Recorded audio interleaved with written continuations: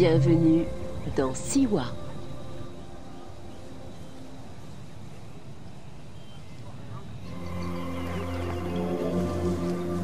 L'oasis de Siwa se trouve dans le désert occidental de l'Égypte.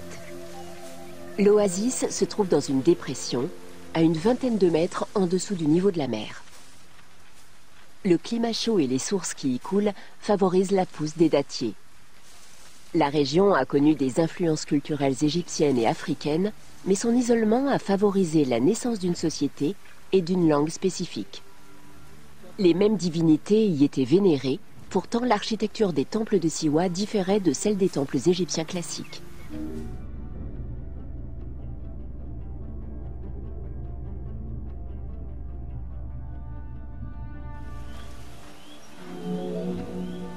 Les Égyptiens de l'Ancien Empire appelaient l'oasis le chaudron, en raison de sa géographie. Les oasis étaient vitales pour les tribus nomades et les caravanes. Sans elles, il aurait été impossible de survivre dans un environnement aussi difficile. Les oasis sont donc devenus des centres d'échange ainsi que des centres de pouvoir politique.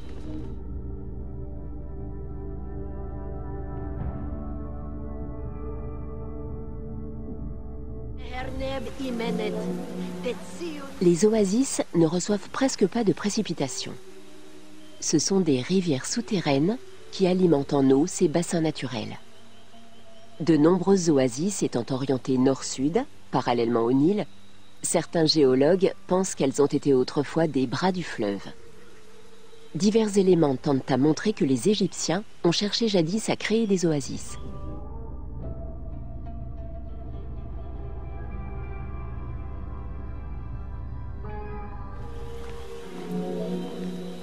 Les oasis les plus connues sont celles de Libye, car elles sont géographiquement et culturellement liées à la vallée et au delta du Nil. La géographie de ces oasis occidentales est pourtant différente de celle des autres régions d'Égypte. Les plus célèbres et les plus importantes de ces oasis sont Al-Karga, Ad-Dakhla, Farafra, Baharia et Siwa.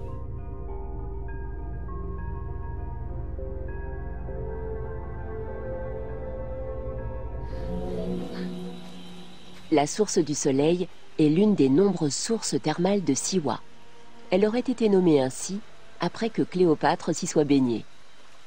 L'existence de cette source a été mentionnée dès le 5e siècle avant notre ère par Hérodote, à une époque où l'oasis était appelée Amonéion par les Grecs de Cyrène.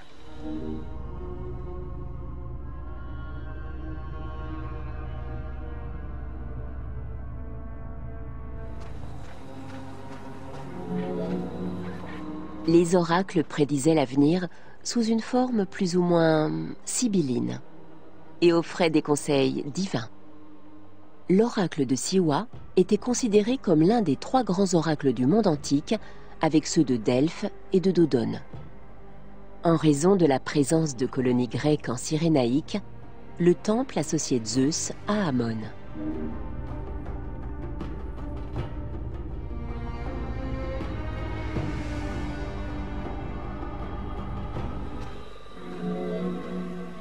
Il est donc logique qu'Alexandre le Grand ait affronté les périls du voyage vers Siwa pour y consulter l'oracle, marchant ainsi dans les pas de héros mythiques tels qu'Hercule ou Persée. Cette visite lui valut l'approbation de l'oracle qui valida sa prétention au titre de pharaon d'Égypte. Il fut considéré comme le fils d'Amon, ce qui fit de lui l'envahisseur le plus légitime que le pays ait jamais connu.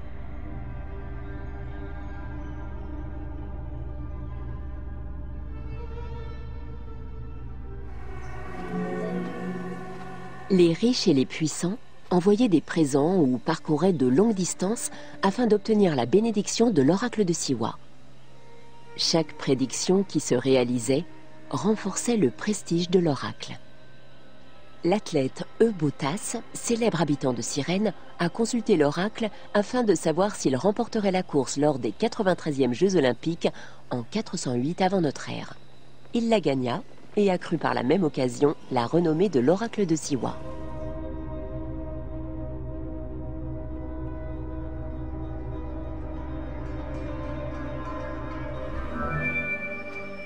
Le temple de l'oracle d'Amon a été bâti au VIe siècle avant notre ère par le pharaon Amasis.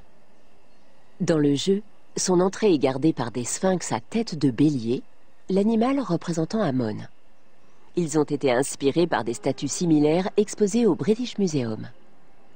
Il aurait été tout aussi envisageable d'employer un modèle de Zeus Amon d'influence grecque, un sphinx à tête humaine doté de cornes. Cette représentation de Zeus Amon était très présente à Siwa.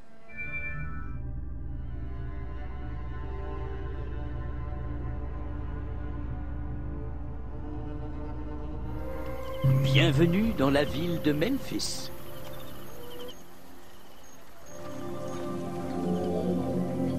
Tout au long de l'histoire de l'Égypte ancienne, les villes ont présenté un point commun.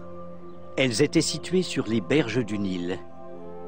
Ces villes étaient souvent consacrées à l'administration ou à la religion.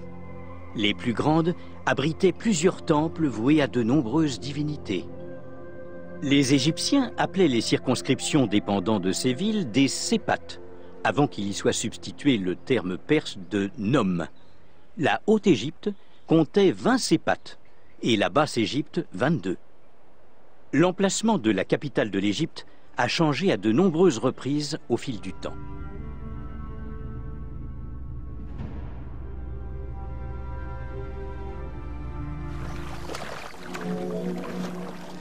L'une des plus grandes de ces villes était Memphis, en Basse-Égypte. Elle était un important centre religieux dédié à de nombreuses divinités dont le dieu local Ptah, dieu de création. Thèbes, en Haute-Égypte, était en concurrence avec Memphis sur les plans politiques et religieux. Deux temples majeurs y furent bâtis, Luxor et Karnak. Saïs fut une capitale mineure de la dynastie Saïte. Elle fut la dernière capitale désignée par les dirigeants du pays.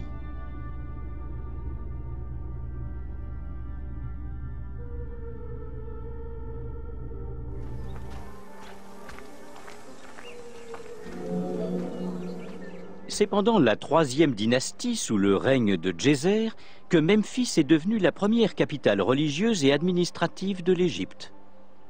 Même lors des déplacements de la capitale politique, les pharaons continuèrent à être couronnés dans cette ville sacrée, afin de légitimer leur accession au trône. Alexandre le Grand lui-même ne dérogea pas à la règle. S'il ne subsiste aujourd'hui que quelques ruines au sud du Caire, on peut deviner la structure de la ville, qui mesurait 5 km sur 2.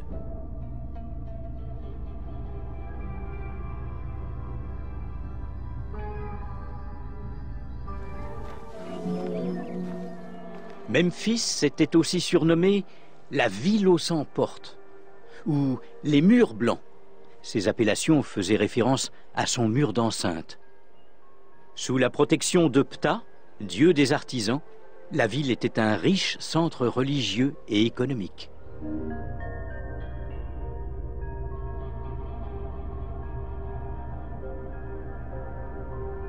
Bienvenue dans la redécouverte de l'Égypte.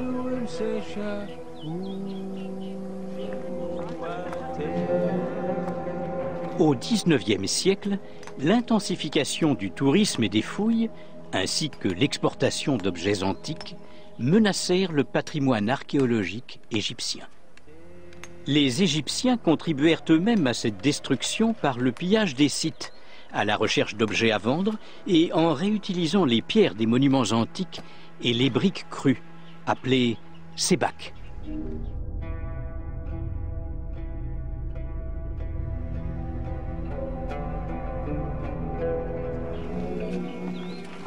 La création du service de conservation des antiquités par le fils au roi d'Égypte en 1858 fut une étape cruciale de la préservation du patrimoine égyptien. Aidé par une équipe d'érudits étrangers, Auguste Mariette dirigea ce service d'une main de fer. Il travailla sur l'ensemble des sites majeurs d'Égypte et intervint même en Nubie. Conscient de la nécessité de conserver les objets exhumés en Égypte, Mariette demanda la création d'un musée dès 1858. Ce lieu est l'ancêtre du musée du Caire, connu du monde entier.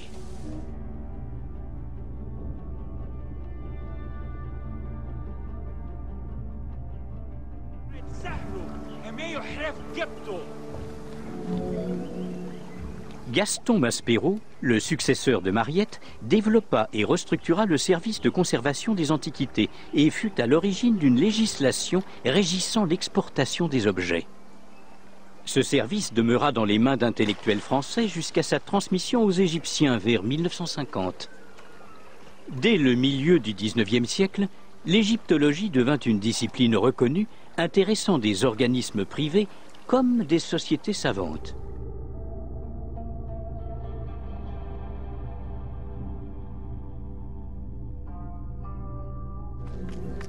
Jean-Claude Golvin, un architecte, archéologue et ancien chercheur français, se spécialise désormais dans la reconstitution artistique des villes et des édifices antiques. À ce jour, il est l'auteur de plus de 800 dessins, dont 3 volumes sont consacrés à la reconstitution de l'Égypte ancienne. Ces œuvres remarquablement détaillées peuvent être consultées dans des ouvrages et des musées du monde entier.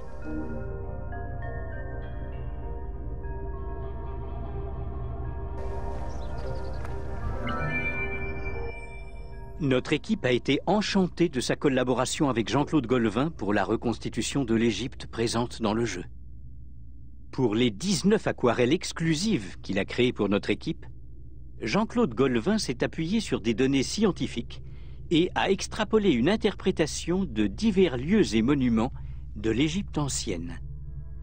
Ces ébauches et ces images finales ont ensuite servi de référence à notre équipe pour la création de l'univers d'Assassin's Creed Origins. Si l'on continue à étudier la riche culture religieuse et les monuments funéraires de l'Égypte ancienne, l'égyptologie moderne a évolué vers d'autres centres d'intérêt. Les égyptologues contemporains sont désormais plus soucieux d'étoffer et d'approfondir les connaissances que de mettre au jour des objets impressionnants. Jadis, l'essentiel du travail reposait sur des fouilles de terrain. Si l'on en pratique toujours, les égyptologues d'aujourd'hui fréquentent davantage les bibliothèques et les archives.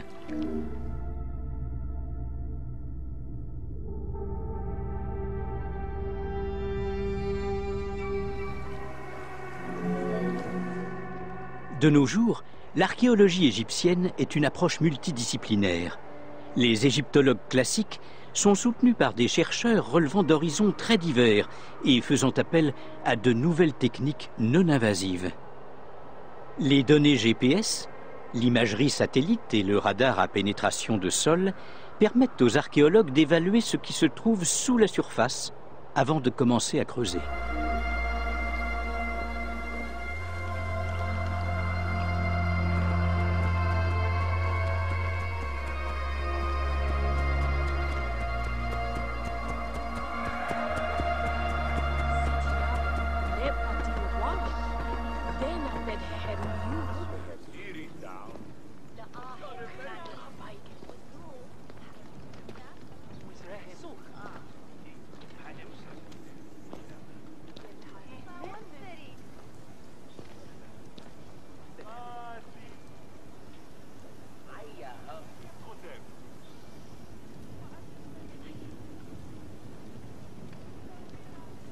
Bienvenue dans le natron.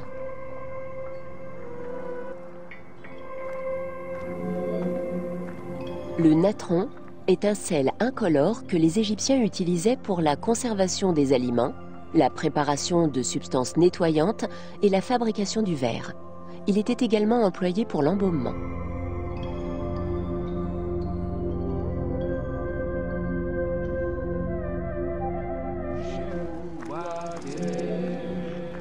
Durant le rite d'embaumement, les prêtres recouvraient le corps de natron afin de l'assécher entièrement. Ce n'est qu'après cette phase de dessiccation que débutait l'enveloppement.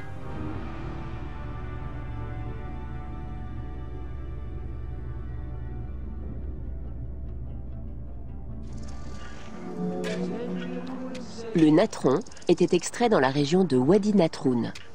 Les principales méthodes d'extraction étaient la découpe de blocs dans les lacs asséchés ou le ratissage d'eau saturée de minéraux lors des crues.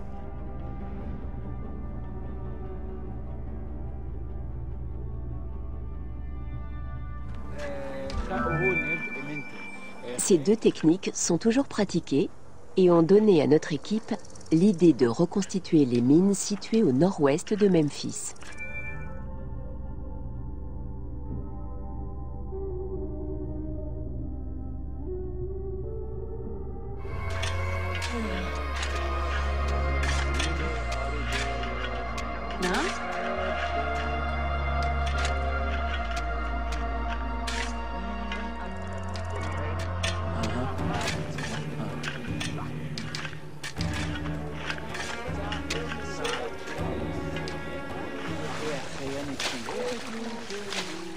Bienvenue dans la faune de l'Égypte ancienne.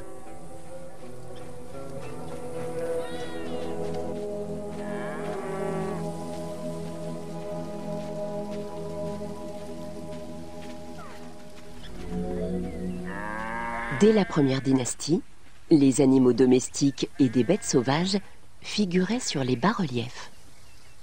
Si la diversité de la vie sauvage représentait une source de nourriture abondante, elle a aussi influencé la culture et la mythologie.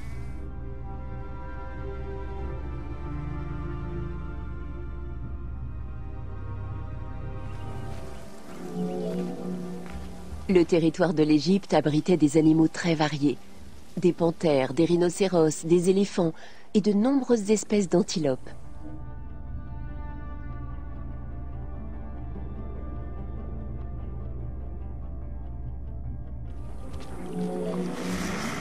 Dans le Nil, aux côtés des hippopotames et des crocodiles, vivaient de nombreuses espèces de poissons.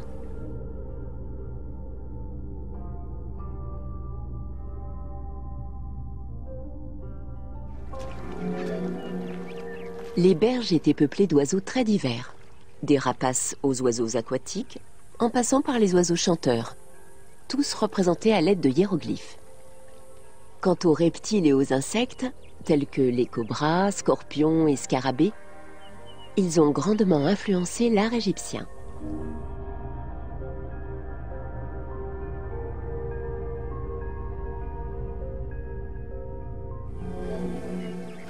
Si tous les animaux avaient une signification sacrée, les lions symbolisaient le pouvoir et la royauté aux yeux des Égyptiens de l'Antiquité.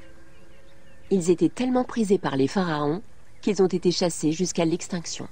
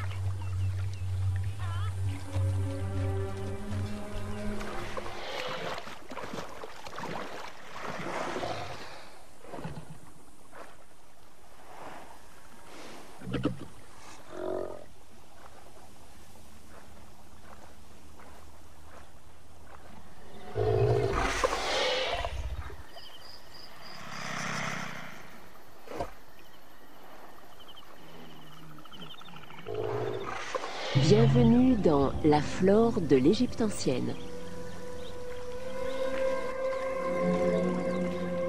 Le climat et la géographie du delta du Nil ont permis à de nombreuses variétés de plantes de se développer. Beaucoup étaient consommés par les humains ou récoltés pour être vendus. La constance des saisons, rythmée par le Nil, a permis à l'Égypte d'assurer sa subsistance pendant des siècles.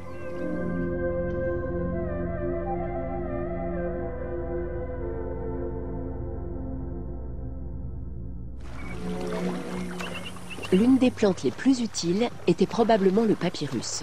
Ce jonc de grande taille poussait en abondance en bordure du Nil. S'il est surtout connu comme ancêtre du papier, les Égyptiens l'utilisaient à beaucoup d'autres choses. Cordes, sandales et nattes. Des bateaux en papyrus ont été représentés sur des peintures et des bas-reliefs. Ils étaient utilisés lors de cérémonies rituelles.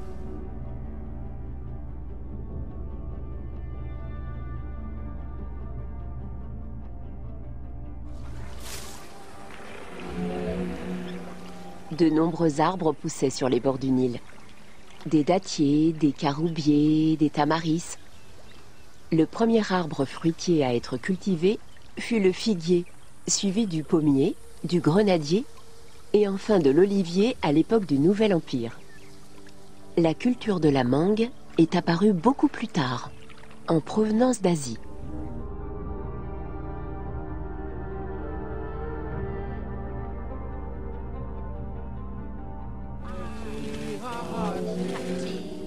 Certains arbres étaient associés à une divinité, par exemple Horus et l'acacia.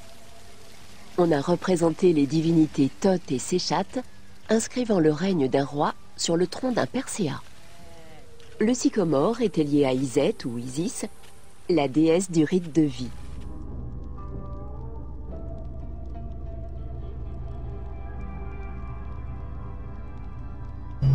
Bienvenue dans les hiéroglyphes de l'Égypte ancienne.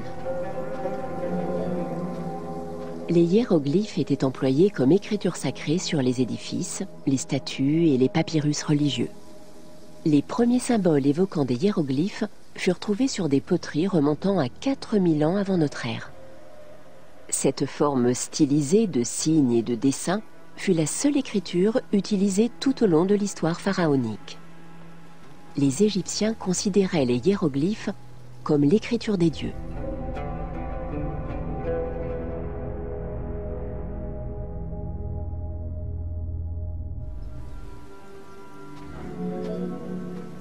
Considérés comme une langue ardue, ils étaient destinés aux pharaons, aux nobles et aux prêtres, et réservés aux cérémonies, aux inscriptions des tombeaux et aux documents officiels. Comme très peu d'Égyptiens étaient capables de lire les hiéroglyphes anciens, cette langue était entourée d'une aura mythologique, même dans sa propre culture.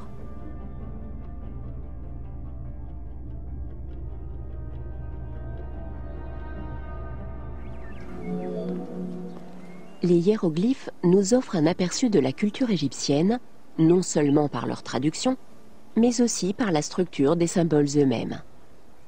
On les trouvait sur les parois des tombeaux, sur les sarcophages, les statues et les poteries, et ils étaient inscrits avec soin sur d'innombrables papyrus.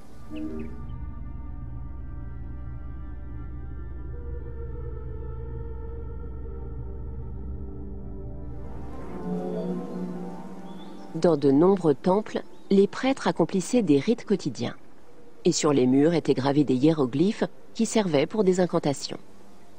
Sur les peintures des tombeaux, les hiéroglyphes sont accompagnés de formules à réciter. Ces mots étaient censés être des incantations permettant aux défunts de profiter des offrandes pour l'éternité. Des incantations, des sorts et des offrandes étaient aussi écrits pour les vivants, pour guérir les maladies et renforcer les remèdes.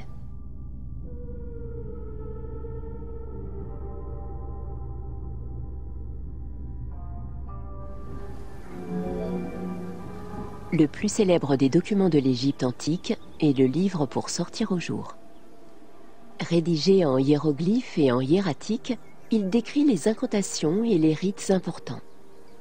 Ces incantations avaient pour but d'assurer une transition en douceur de la vie à la mort et de permettre aux défunts d'éviter les périls de l'au-delà.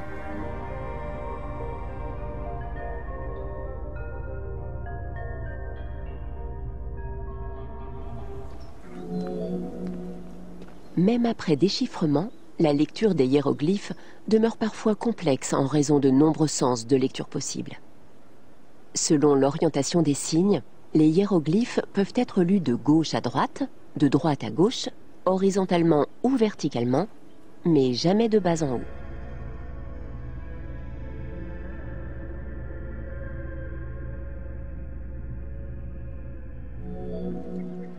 Pour comprendre le sens de lecture, il faut remarquer la direction à laquelle font face les signes figuratifs. Si un pictogramme regarde à droite, le lecteur doit commencer par la droite et lire en direction du symbole. Le texte en colonne des papyrus commence à droite, puis se lit de haut en bas pour chaque colonne.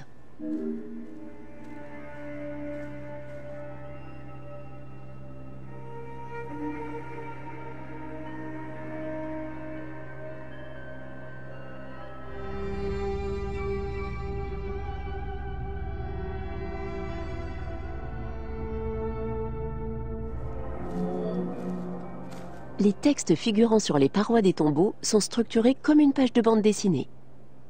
Le texte peut être placé devant, derrière ou au-dessus du personnage, et ces symboles regardent dans la même direction que le personnage.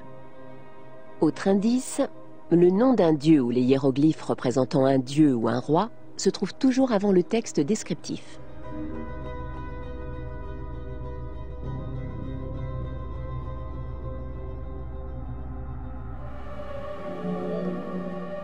Comparé aux langues alphabétiques, les hiéroglyphes égyptiens comportent davantage de symboles. Confrontés à l'absence de voyelles, les Égyptiens ont inventé une catégorie de signes. Placés à la fin des mots, ces signes aident à en comprendre la signification. Par exemple, un dessin de lion fera référence à un lion, mais aussi au concept abstrait de lion, la notion de danger ou de puissance.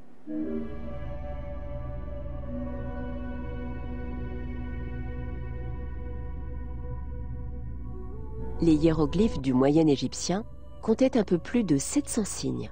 À la fin de l'époque gréco-romaine, il existait quelques 10 000 signes. L'égyptologue Sir Alan Gardiner a créé une liste classant les signes hiéroglyphiques courants et leurs variantes. Les langues de l'Égypte ancienne présentaient de nombreuses similarités avec des langues asiatiques et africaines. Elles ont évolué de manière similaire pour aboutir aux diverses formes écrites. Ces langues appartiennent au groupe chamito-sémitique. Il y a eu 5 évolutions de la langue égyptienne, disposant chacune de leur propre structure. On les appelle aujourd'hui vieil égyptien, moyen égyptien, néo-égyptien, démotique et copte. Le copte est la seule langue vivante permettant aux linguistes de définir la structure des voyelles et de pratiquer une distinction entre dialectes.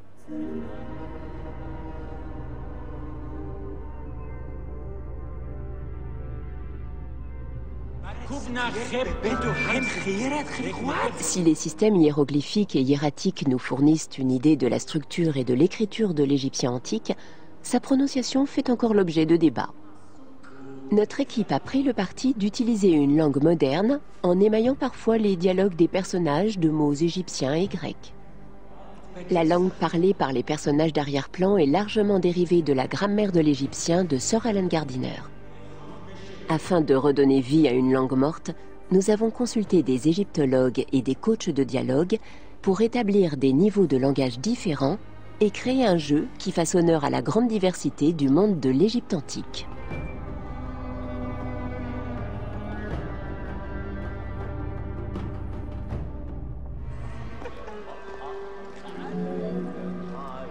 Après l'arrivée d'Alexandre le Grand en Égypte et l'établissement de son règne, le grec devint la langue des autorités. L'incapacité à lire les hiéroglyphes agaçait la population grecque. Ce type de tension a justifié la création de documents tels que la pierre de Rosette.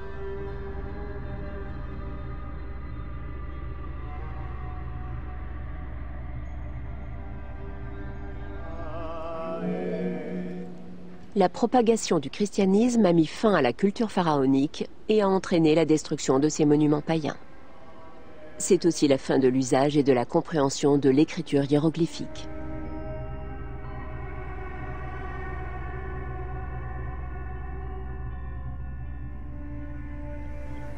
Bienvenue dans Jean-François Champollion. Tout savoir relatif aux hiéroglyphes s'évanouit entre le 5e siècle de notre ère et la Renaissance. De nombreux passionnés s'efforcèrent d'en déchiffrer la langue sans grand succès. Quelques chercheurs parvinrent néanmoins à identifier des noms et certaines structures grammaticales et à confirmer que les cartouches correspondaient à des noms de rois. Il manquait un élément d'information crucial qui fut révélé grâce à la découverte de la pierre de Rosette.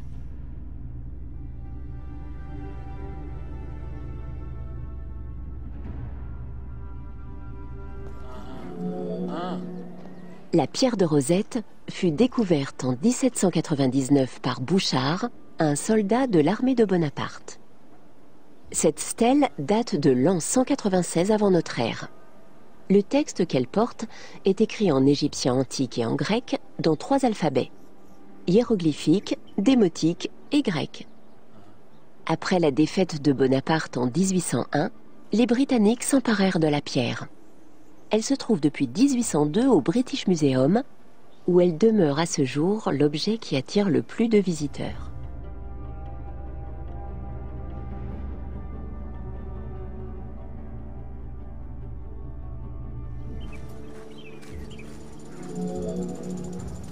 La première traduction, réalisée en 1803, se cantonnait à la partie en grec.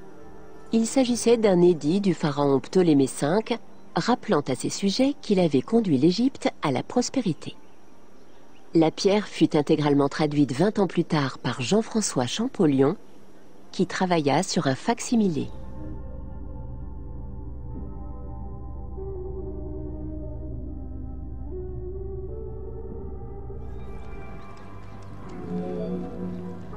En étudiant la pierre, Champollion fit une observation fondamentale qui permit de lever le mystère. Les hiéroglyphes n'étaient pas seulement des idéogrammes, mais aussi des phonogrammes. Les hiéroglyphes sont composés de glyphes phonétiques, de caractères uniques et de logogrammes. Il s'agit d'une association de phonétiques, d'alphabets et de mots entiers qui, une fois réunis, forment une langue.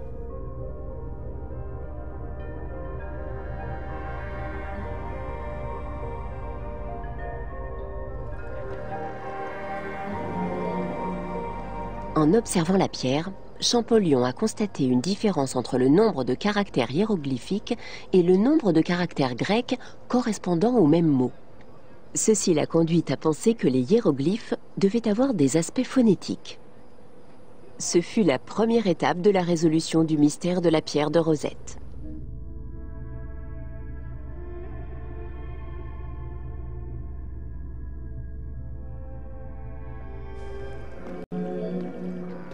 Afin de valider son hypothèse, Champollion chercha à identifier les noms de souverains égyptiens, puis les compara à leur prononciation phonétique dans la version grecque du texte.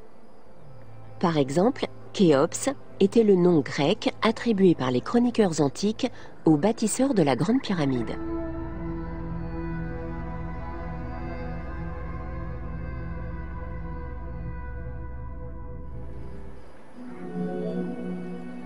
L'étape suivante consista à vérifier cette hypothèse en utilisant l'obélisque de Philae comme référence supplémentaire.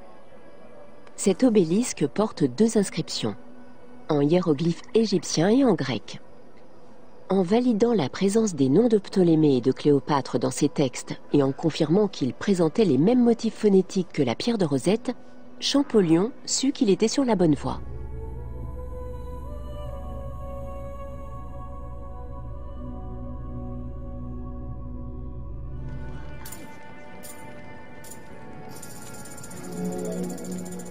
Lorsqu'il s'attaqua au déchiffrement de la pierre de Rosette, Champollion maîtrisait déjà plusieurs langues anciennes. Il tira profit de sa connaissance du copte pour identifier le hiéroglyphe du disque solaire de l'obélisque comme étant la traduction phonétique de Ré. Les traductions ultérieures confirmèrent ses conclusions.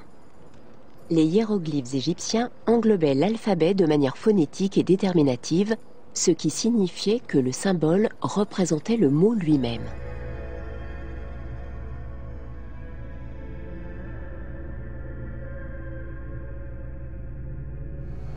Bienvenue dans Cyrène.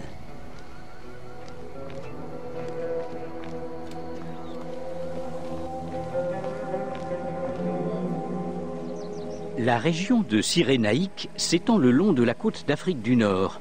Dans l'Antiquité, on l'appelait Pentapolis, en référence aux 5 villes principales qui composaient les colonies grecques. En 630 avant notre ère, des colons grecs fondèrent la ville de Cyrène, sur un plateau des montagnes vertes situé dans l'actuelle Libye. L'augmentation rapide de la population a amené Cyrène à s'étendre sur les terrasses du plateau, ce qui en fit la première et la plus grande des 5 colonies.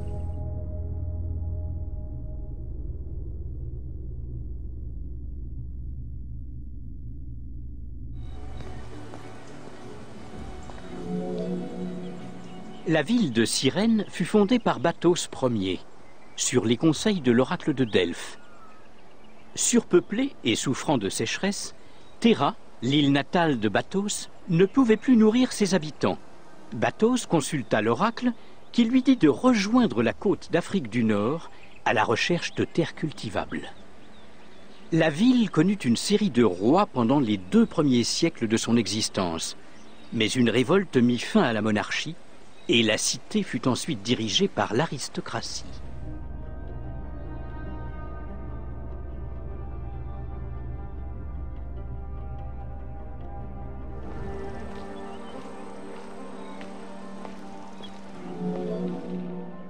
Les édifices majeurs de Cyrène étaient les temples consacrés à des dieux grecs comme Apollon, Déméter et Zeus, mais aussi ptolémaïques comme Isis et Sarapis.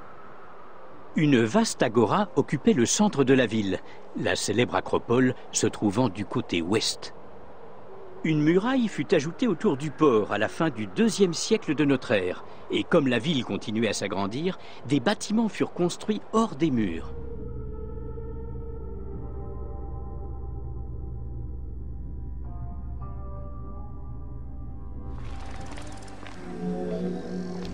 Sous l'influence romaine, la ville devint une importante place économique et son influence grandit en Méditerranée. L'école de médecine de Cyrène éclipsait toutes les autres, mis à part celle de Cos, en Grèce. Certains des plus grands mathématiciens, astronomes et géographes sont nés à Cyrène, où se sont installés dans les écoles de la ville. Parmi ces dernières, il y avait un institut de philosophie fondé par Aristippe, disciple de Socrate.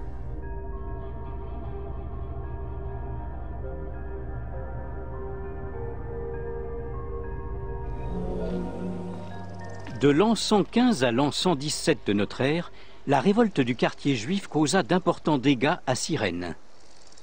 Au fil du temps, les batailles, les séismes et la mauvaise gestion des récoltes de Sylphion plongèrent la ville dans le chaos. Elle fut finalement abandonnée en l'an 365.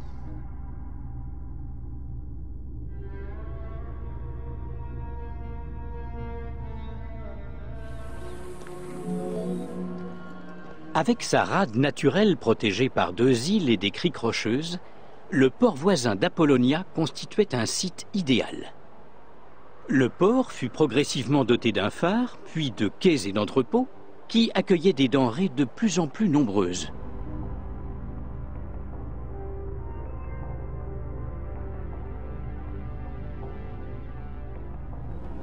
Le succès commercial de son port permit à Apollonia de surclasser Cyrène jusqu'à devenir la capitale de Pentapolis.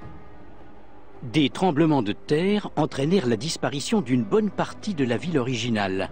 On peut encore voir certaines de ses ruines sous la surface.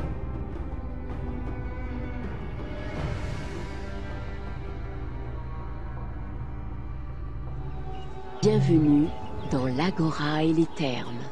Πολυλέτε αγγυλέσμα ως εφέλοντος πάσιν εσχό, αρχιτεκτέρων γένος, ιερού αφικενών τον τάχα. Έργον διεσέτε, οικοδεμεϊσέντεμ τεριξέως νεώνης τα γέρο προς δημάς. Ου πολλο υστέρων συνέπλεγμα γαχωριών πανίτη λατρείων ημών Θεούς εξέτε. L'Agora de Cyrène était à la fois le marché public et le lieu de réunion politique de la ville. Sa cour centrale était à ciel ouvert. Les stands et échoppes se trouvaient sur les flancs, certains bien nichés sous les longues colonnades couvertes. Comme dans les autres cités grecques, l'Agora comportait un foyer central appelé Prytanée. Il faisait fonction d'ambassade et on y accueillait les hôtes de la ville.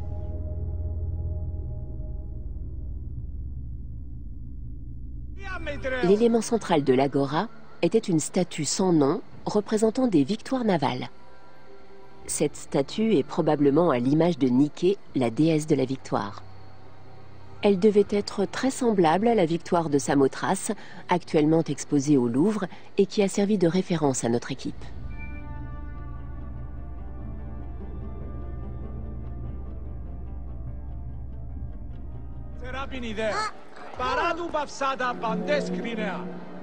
L'Agora de Cyrène comportait aussi de nombreux temples et édifices en l'honneur des dieux de la cité et de Bathos, le roi fondateur de la ville. Il existait 2 autels associés au temple d'Apollon et une statue de marbre vouée à la déesse Libya.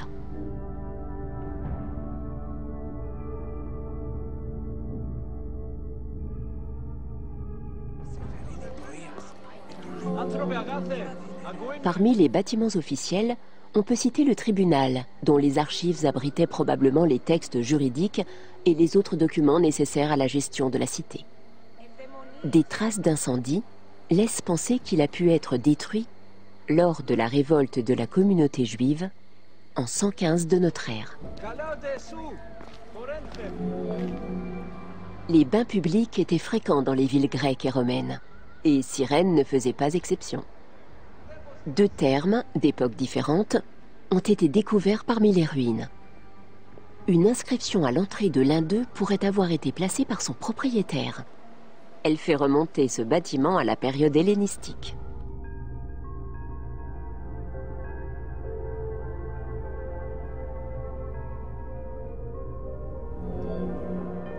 L'origine des mosaïques est purement fonctionnelle. Elle répond à la nécessité d'étanchéifier le sol.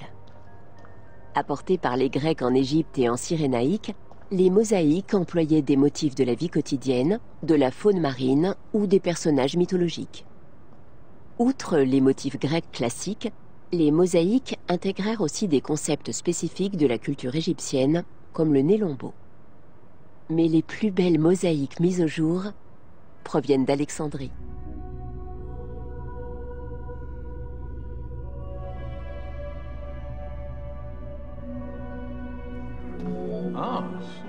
Les thermes de Cyrène furent installés à l'emplacement d'un tombeau souterrain remontant au 6e ou au 8e siècle avant notre ère. Des sièges furent taillés dans la roche afin de rendre les ablutions plus confortables. Comme beaucoup d'édifices publics, les thermes étaient richement décorés. On y a trouvé des statues, notamment d'Aphrodite et d'Héros en archer.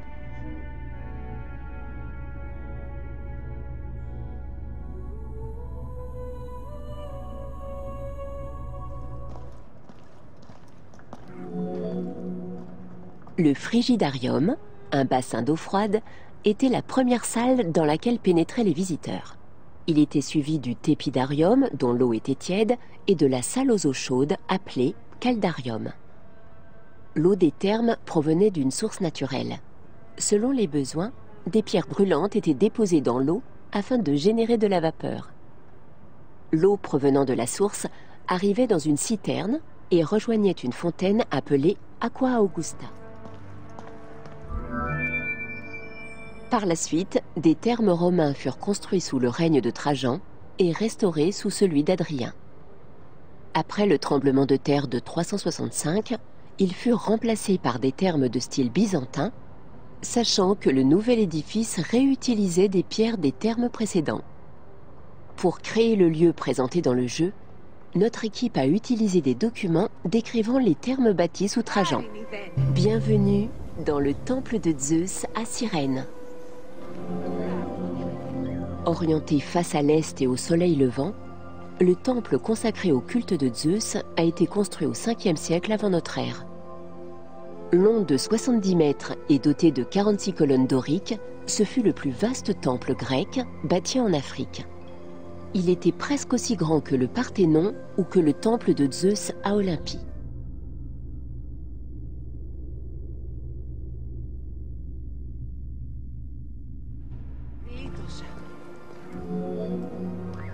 L'extérieur présentait les éléments de décoration habituels de l'architecture dorique.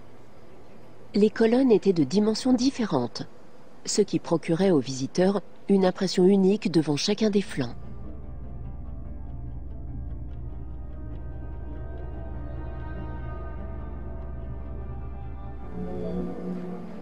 Le temple fut détruit au moment de la révolte des Juifs, mais l'empereur Adrien le fit reconstruire. Il ne fit pas refaire le portique extérieur, mais installa de nouvelles colonnes corinthiennes en marbre.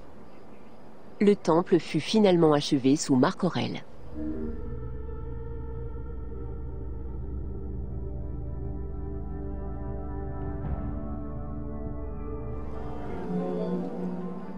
À l'époque d'Auguste, on vénérait une reproduction fidèle, mais de plus petite taille, du Zeus d'Olympie.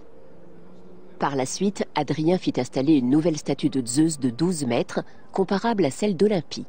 Réalisée en marbre ciselé, la tête, les bras et les pieds étaient sculptés en ronde-bosse.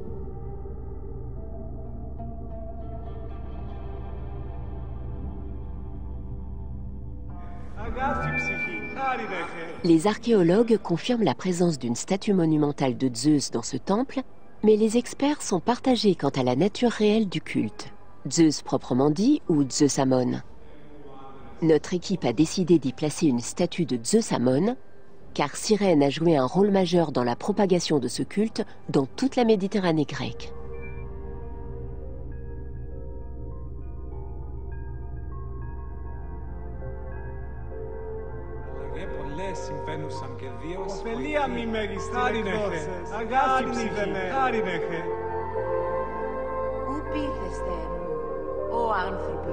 Ότις αγαθότης, χαίρετε τας οίκους, καλώς αγάπη ψυχή, χάρη δέχε. Τα πάντα ρί και ουδέν ακίνητον μένει, αλλά γε πολλές συμβαίνουσιν, και δίας που... Bienvenue dans les grands monuments de Cyrène.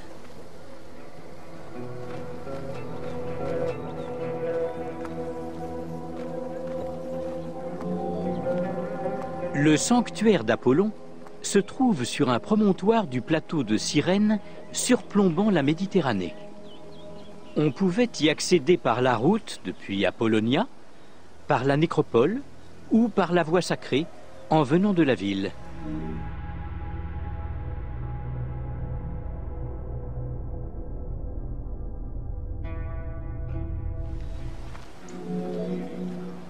Les nombreux temples et statues témoignent des influences cultuelles gréco-romaines et égyptiennes qui ont baigné la ville au fil des siècles.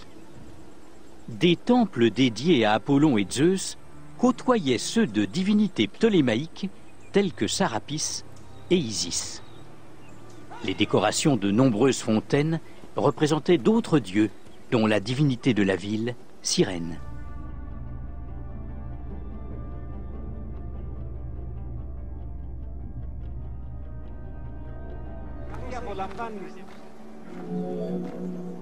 Un vestibule, appelé propylée, marquait l'entrée du sanctuaire et mettait en valeur la fontaine d'Apollon.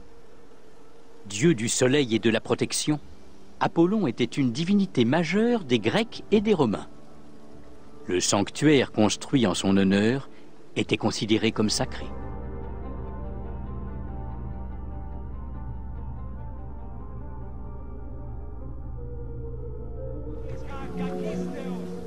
Ce temple imposant, bâti sur un promontoire naturel de 200 mètres de long et de 50 mètres de large, était entouré d'une grande colonnade dorique. Les portions mises au jour par les archéologues indiquent que des restaurations des colonnes ont eu lieu en 115-116 de notre ère.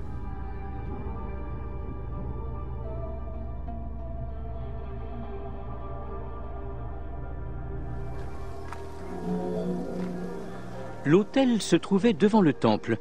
Tous deux dataient de la même époque, mais ils furent restaurés à des dates différentes.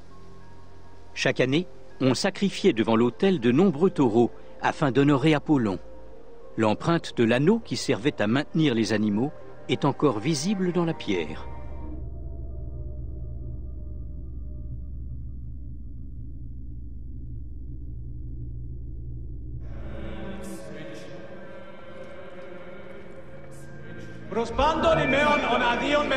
Taillée à l'époque romaine, la statue d'Apollon Cytharède a été retrouvée près du temple.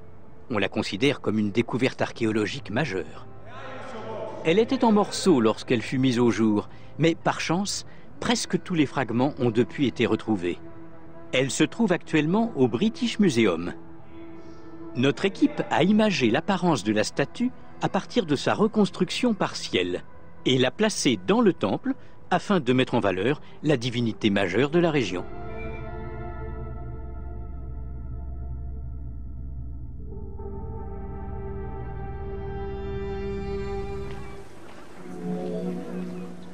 L'amphithéâtre de Cyrène se trouve près de ce qu'on appelle la terrasse de Myrtousa, dans les environs du sanctuaire d'Apollon. Il fut bâti au-dessus de l'ancien théâtre au IIe siècle.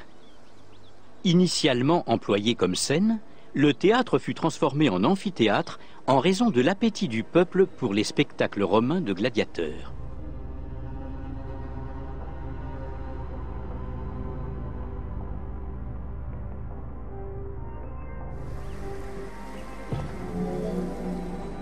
Des entrées étaient situées aux deux extrémités de l'amphithéâtre. Un mur avait remplacé les deux premiers rangs de gradins afin de protéger les spectateurs des animaux sauvages. Le tunnel, utilisé pour la parade des animaux et des gladiateurs, faisait le tour de l'arène, contrairement à celui du Colisée de Rome qui se trouvait en dessous. Le sous-sol et les couloirs abritaient les gladiateurs et les animaux. Des monte-charges élevaient les cages au centre de l'arène.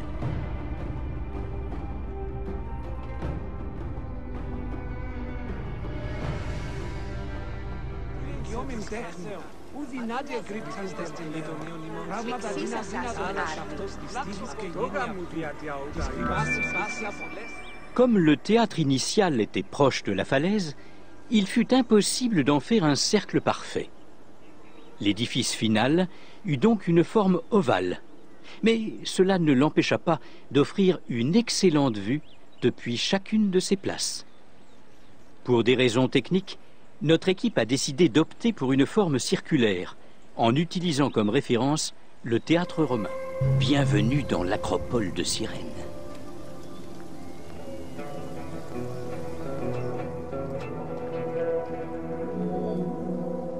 Située en bordure ouest de la ville, l'acropole de Cyrène était moins grande que celle d'Athènes, mais sa position en hauteur lui permettait de protéger la ville. On y entrait par une porte bordée de 2 tours. Une inscription encore visible de nos jours indique que les murs et la citadelle ont été restaurés à l'époque d'Auguste.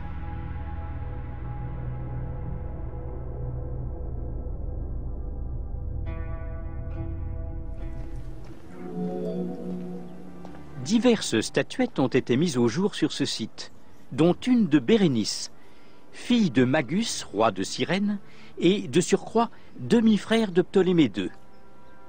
À la tour ouest, on trouve un sanctuaire formé par 2 petits temples dotés d'un vestibule et d'un autel que l'on attribue à Sarapis et à Isis. Lors des fouilles qui ont dégagé ces temples, les archéologues ont découvert des traces d'incendie, mais on ignore à quelle époque le feu a fait ses ravages.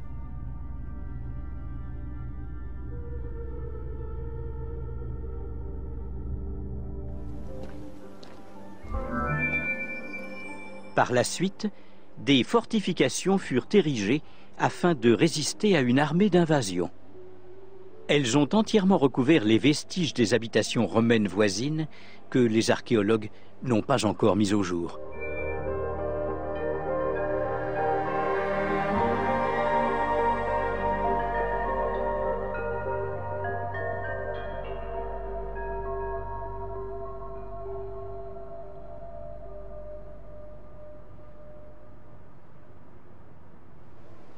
Bienvenue dans l'arène des gladiateurs.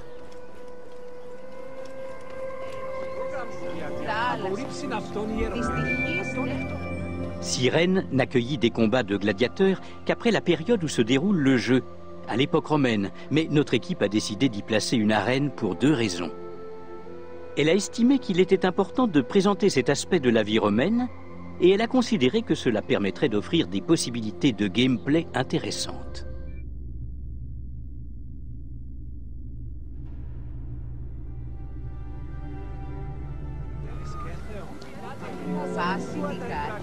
Historiquement, les premiers gladiateurs étaient des prisonniers de guerre. Ce spectacle, composé de violents affrontements entre hommes ou face à des animaux sauvages, perdura pendant près d'1 millénaire.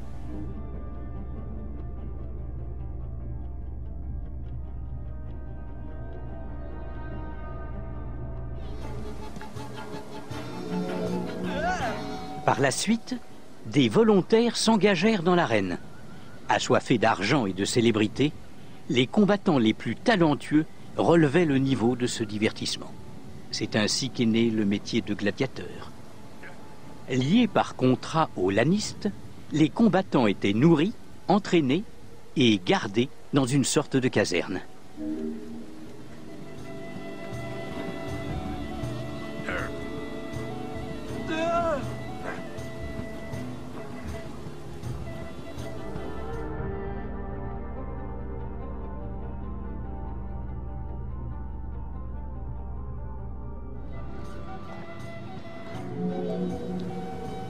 Certains gladiateurs étaient légèrement protégés, d'autres portaient une armure plus lourde, et chaque type de combattant disposait d'un armement et d'une armure spécifique.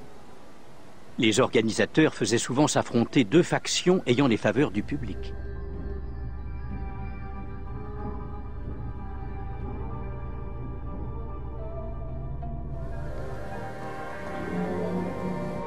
Les épreuves étaient très organisées. Les combats se déroulaient en musique et sous l'œil d'un arbitre. La mort, que ce soit au combat ou sur décision, n'était pas toujours la seule issue pour le vaincu. Certains furent libérés en reconnaissance de leur talent et acquirent une grande notoriété.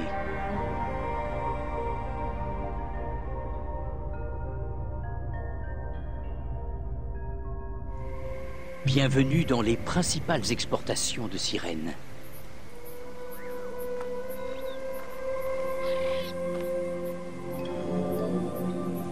La principale source de richesse de Cyrène fut la culture et l'exportation du pavot et du sylphion. Si l'opium extrait du pavot était également exporté, on ne sait que peu de choses sur cette culture. En revanche, on en sait beaucoup plus sur celle du sylphion.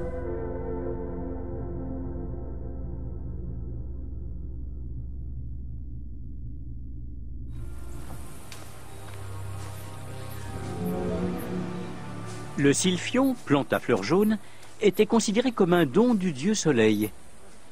Il poussait exclusivement dans cette région proche de la Méditerranée et l'extrait de sylphion était exporté à prix d'or. Pour Cyrène, son importance économique était telle qu'il figurait sur ses pièces de monnaie.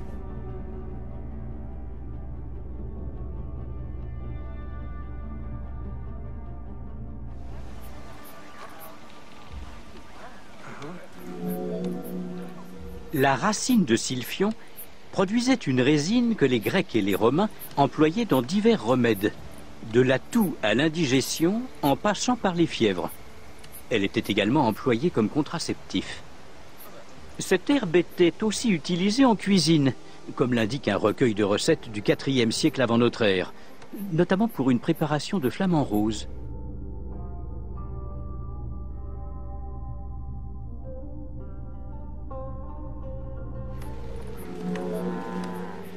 La surexploitation due à la demande et les évolutions climatiques entraînèrent progressivement la disparition du sylphion.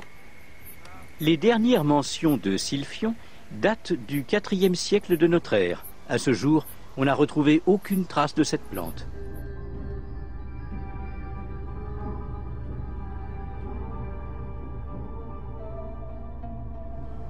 Bienvenue dans l'origine de la pyramide.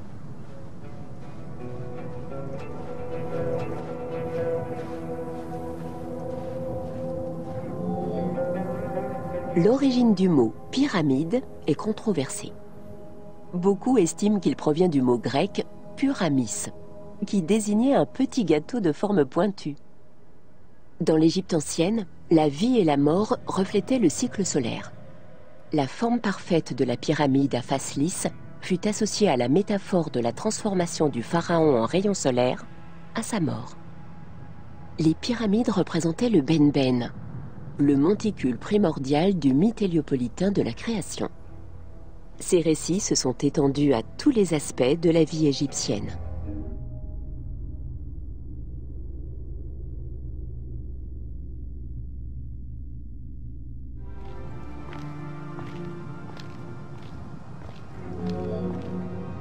Pendant la période prédynastique, les pratiques funéraires évoluèrent différemment. Les rituels n'étaient pas les mêmes en Haute ou en Basse-Égypte. Bien avant la pyramide, on utilisa des fosses funéraires. Le site funéraire le plus ancien découvert à ce jour, et qui date de 5000 ans avant notre ère, est celui de Mérindé Beni Salam, en Basse-Égypte. L'étude des tombeaux a révélé que les défunts étaient enterrés dans une tombe peu profonde, en position fétale. Mais les quelques objets qui y ont été trouvés n'ont pas permis de déterminer le statut social des personnes inhumées.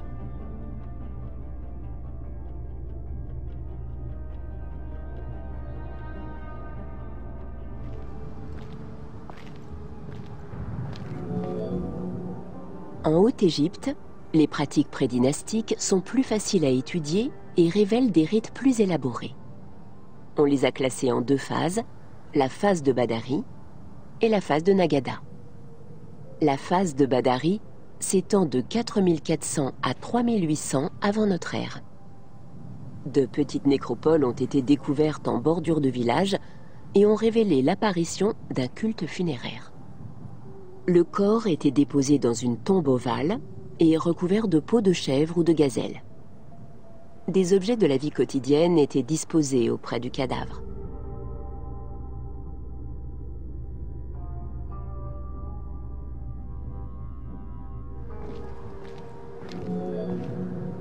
Pendant les 3 périodes de Nagada, entre 4000 et 3510 avant notre ère, les pratiques funéraires se complexifièrent. La forme de la tombe passa de l'ovale au rectangle, à l'image des habitations des vivants. La taille des tombes augmenta et les objets funéraires se firent plus nombreux et plus stylisés. Les tombeaux devinrent plus élaborés, avec des renforts en maçonnerie, en boiserie ou en briques crues. On vit ensuite apparaître des nécropoles hiérarchisées. Ainsi, à Hierakonpolis, la nécropole de l'élite était séparée de celle du reste de la population. Le mot mastaba, qui signifie banc en arabe, désigne une architecture funéraire présente en Égypte depuis la période archaïque jusqu'au Moyen Empire. Évolution de la pratique funéraire, le mastaba était généralement constitué de 2 parties. Une vaste structure rectangulaire bâtie à la surface, avec des murs en retrait, et une chambre funéraire souterraine. Des mastabas plus petits entouraient le vaste tombeau du pharaon. Ils abritaient généralement la dépouille de membres de la famille royale et de la cour.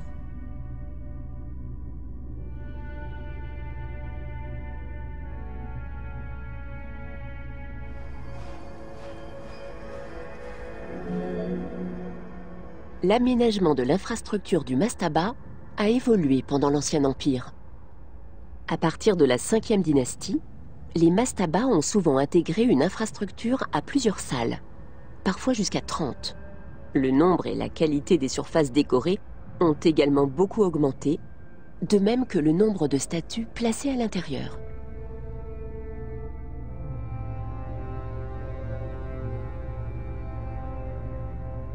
C'est durant la 6e dynastie que l'art a été le plus présent.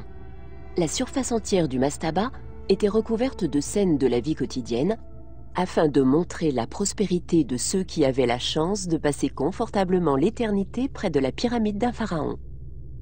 Le meilleur exemple de ce type de mastaba est le tombeau de Mereruka à Saqqara. Bienvenue dans le complexe de la pyramide à degrés de Djéser.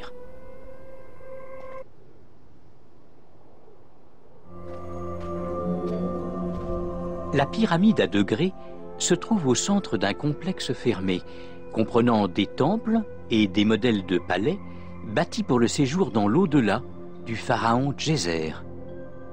Le complexe funéraire proprement dit s'étend sur 15 hectares, au sommet du plateau de Saqqara.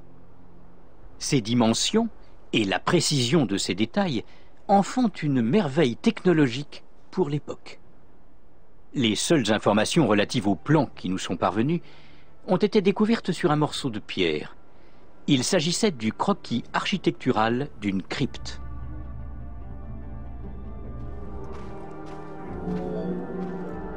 La pyramide à degrés est le premier édifice à avoir été bâti en pierre. Avec ses 60 mètres, elle était la plus haute construction de l'époque.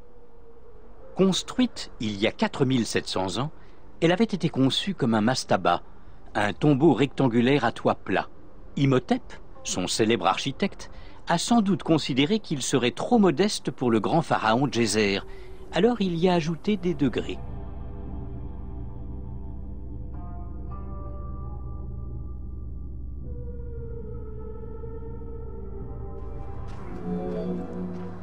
La pyramide à degrés fait partie d'un complexe entouré d'un mur de 1600 mètres de long et de 10 mètres de haut.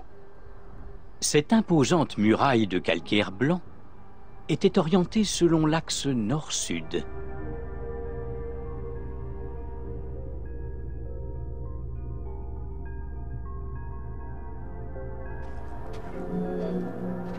Il existait 14 portes, mais seule celle de l'Est était destinée aux vivants.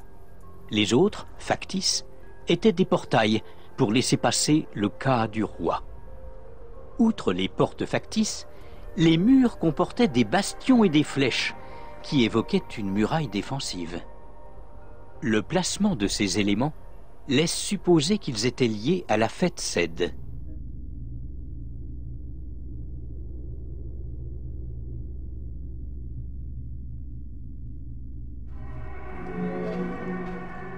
La seule véritable entrée du complexe se trouvait à l'extrémité d'un étroit passage. Cette enceinte avait un surplomb de pierre taillée afin de ressembler à des rondins. À l'extrémité du passage se trouvait une large ouverture. Conçue pour ressembler à une porte, elle présentait des vantaux munis de gonds inamovibles ouverts en permanence.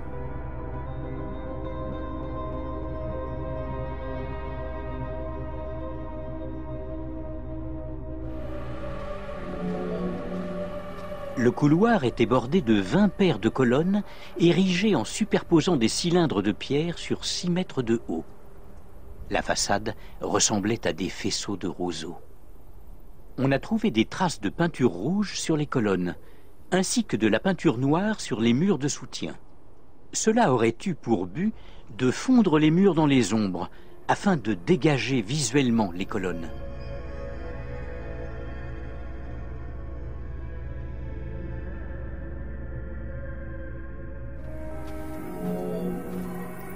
Des salles se trouvaient de part et d'autre des colonnes.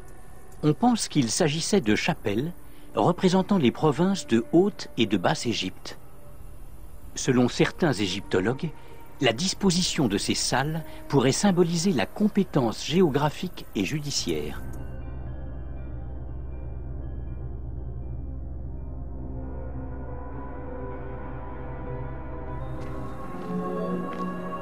Ce tombeau, gardé par un alignement de serpents taillés, se trouve à l'extrémité sud de la cour. La chambre funéraire est située au fond d'un puits d'une profondeur de 30 mètres. La chambre au plafond bas ressemble à un mastaba. Elle est relativement bien préservée comparée à la chambre funéraire ultérieure. Le tombeau a été réalisé en granit rose, mais des éléments prouvent qu'il fut jadis en calcaire poli.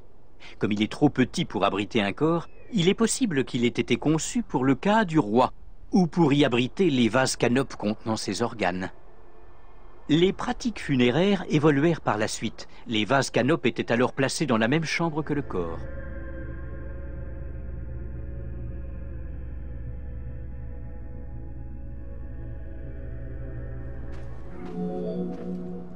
Un escalier de calcaire poli conduit en direction de l'ouest du tombeau à des appartements souterrains. Certaines de ces salles devaient accueillir le roi et sa famille dans l'au-delà. On y a trouvé de nombreuses jarres de terre cuite de grande taille, certaines recélant encore des dépôts de bière, de lait et d'huile. Les fausses portes sont décorées de reliefs représentant le roi prenant part à des rites. On l'y voit porter des outils agricoles, courir et exécuter un rite de réanimation des défunts.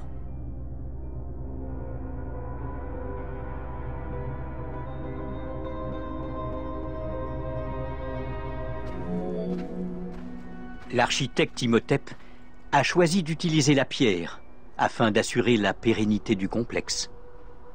Après avoir achevé le mastaba initial, Imhotep envisagea une sépulture plus ambitieuse et décida d'empiler des mastabas les uns sur les autres.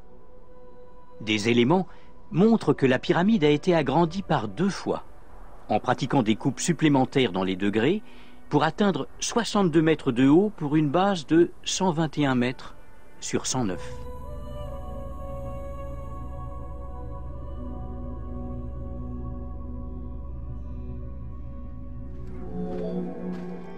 Un escalier permettant au pharaon d'entrer dans le monde divin était représenté par une pyramide à degrés de forme oblongue, enveloppant entièrement le mastaba originel. La pyramide proprement dite est une structure pleine. L'ensemble des chambres et tunnels est situé en dessous.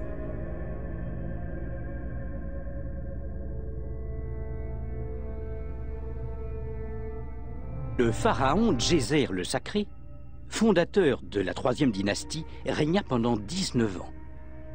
Pendant son règne, il fut appelé Horus Nedjériket, divin du corps.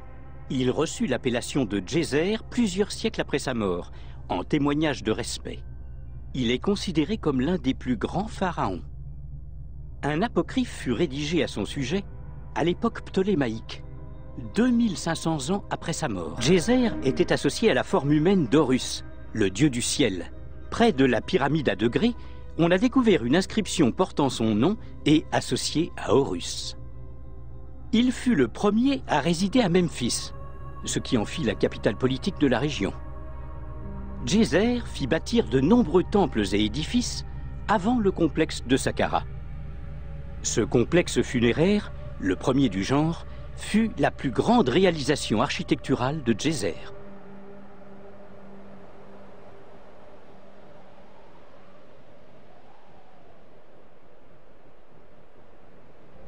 Le complexe funéraire fut bâti à l'image du palais de Djéser, la pierre étant taillée de manière à imiter la brique crue, les rondins et les roseaux.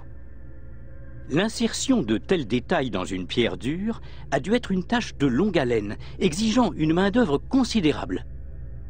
Une large part du complexe était destinée à accueillir la fête Sed. Cette dernière permettait au roi d'affirmer son autorité, même depuis l'au-delà.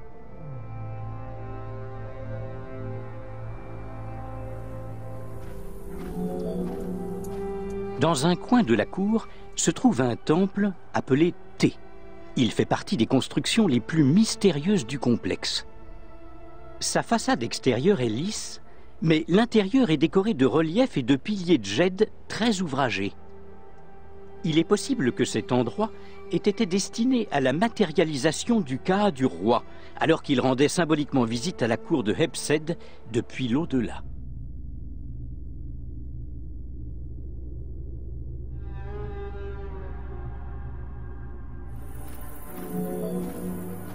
La fête Sed permettait au pharaon de maintenir l'ordre universel et de renouveler les pouvoirs divins. La force vitale et la nature divine du roi étaient réaffirmées par l'intermédiaire d'une série d'épreuves et de rites religieux, puis des offrandes et la visite de sanctuaires de diverses divinités. Cette célébration devait représenter le jubilé du roi et se dérouler tous les 30 ans. Mais ce calendrier n'était pas toujours respecté. Les plus anciennes dates de rituels connus remontent à la 1re dynastie.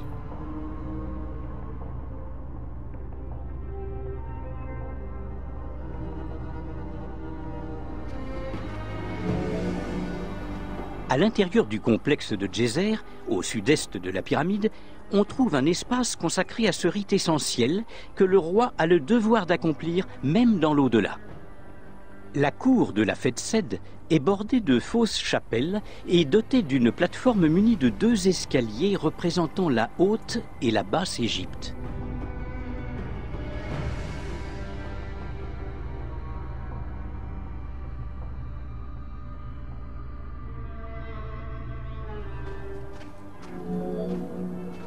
On estime que les 2 pavillons présents dans la cour représentent les palais de Haute et de Basse Égypte. De forme rectangulaire, ces 2 répliques se font face. Leur façade est similaire à celle des chapelles de la cérémonie de la fête Sed, avec des colonnes dont le sommet rappelle des feuilles tombantes. La présence des noms de la reine Téphernepti et de la princesse Initkes sur une stèle proche des pavillons laisse penser que ces chapelles funéraires leur étaient consacrées.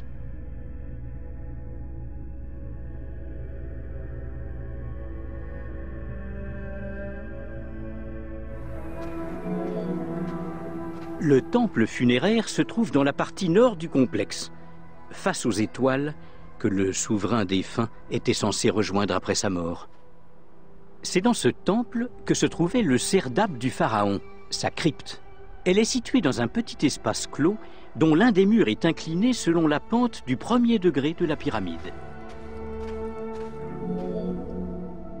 Le mur nord possède 2 orifices d'observation. Une statue de Djéser est assise sur le trône, revêtue d'un manteau, d'une perruque tripartite et d'une couronne appelée Némès. Cette statue, qui représente le cas du roi, regarde la cour à travers les orifices, ce qui permet au roi de suivre les cérémonies et de recevoir des offrandes dans l'au-delà. Bienvenue à l'intérieur de la pyramide à degrés de Djéser. Imhotep, l'architecte de la pyramide à degrés, fut un homme très important pour Djéser et pour les Égyptiens de l'Antiquité en général. Le socle de la statue de Djéser, mise au jour en 1926, loue les talents de charpentier, sculpteur, bâtisseur et chef des contremaîtres d'Imhotep. On ne sait que peu de choses de sa vie. Si des textes médicaux lui sont attribués, c'est essentiellement à son rôle d'architecte qu'il doit sa renommée. De la conception de la pyramide aux éléments intégrés dans le complexe, Imhotep a fait en sorte que ses créations immortalisent dignement son roi. Véritable prouesse architecturale, la pyramide à degrés a été fabriquée à l'aide de blocs de pierre et non en briques crues. C'était la première fois que les Égyptiens bâtissaient un édifice d'une telle hauteur. Imhotep a tenu à ce que la pierre reflète les matières naturelles. Le complexe funéraire de Djéser est demeuré célèbre pendant des millénaires et Imhotep, son grand architecte, a même été déifié par les Égyptiens de la période tardive. En plus du palais souterrain central bâti pour Djéser, 11 puits ont été creusés. Chacun présentait une profondeur de 33 mètres et ils étaient reliés par une galerie horizontale d'une vingtaine de mètres. Les 5 premières galeries étaient destinées aux membres de la famille royale. 2 passages menaient sous terre et se séparaient dans 3 directions vers diverses galeries de stockage. Ce vaste ensemble souterrain comportait des entrepôts et des sites d'offrandes. L'un des tunnels, partant de la face est de la pyramide, contenait 40 000 récipients en pierre, dont beaucoup avaient appartenu aux ancêtres du roi.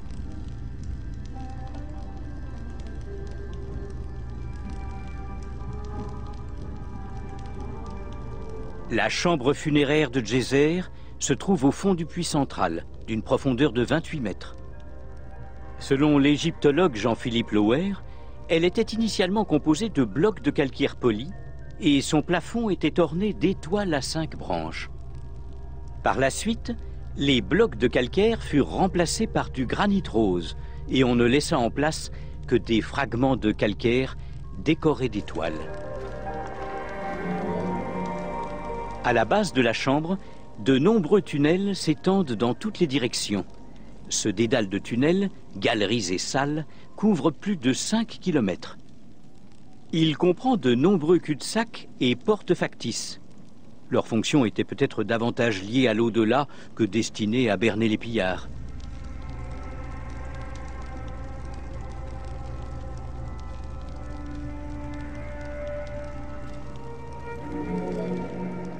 Contrairement aux pyramides de Khéops et de Mykérinos, celle de Djéser ne présente pas d'ouverture creusée par des voleurs. Elles auraient été inutiles. Compte tenu de la facilité d'accès aux tunnels et aux couloirs, une fois à l'intérieur, les voleurs pouvaient aisément piller les temples. On ignore à quelle époque fut volée la momie de Djéser. On n'a retrouvé qu'un pied gauche, découvert par l'égyptologue français Jean-Philippe Loher en 1934. Cet architecte qui a consacré sa vie à l'exploration du complexe pense qu'il s'agit de celui de Djéser.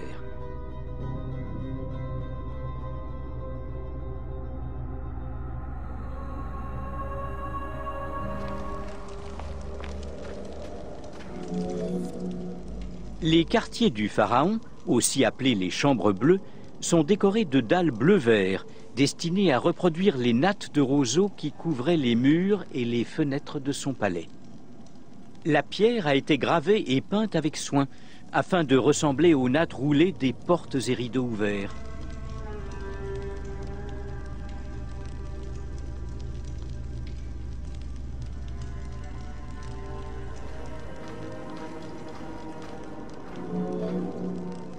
On trouve 2 longues salles situées côte à côte, selon l'axe nord-sud. La salle sud comporte des portes factices séparées par des panneaux de pierre, tandis que la salle nord est un couloir permettant d'accéder à des salles latérales. Les salles voisines abritait initialement les trésors du pharaon. Les encadrements des portes étaient réalisés en calcaire de qualité et le nom du roi y était gravé. Comme dans le tombeau sud, des reliefs sont présents dans les portes. Ils présentent le roi en train d'accomplir des rites et de rendre visite à des sanctuaires divins pour l'éternité. Les intérieurs sont des ajouts imaginés par notre équipe afin de rehausser l'aspect merveilleux des lieux. La sophistication et la taille de ce complexe faisaient de lui, sans le moindre doute, une prouesse technologique pour l'époque.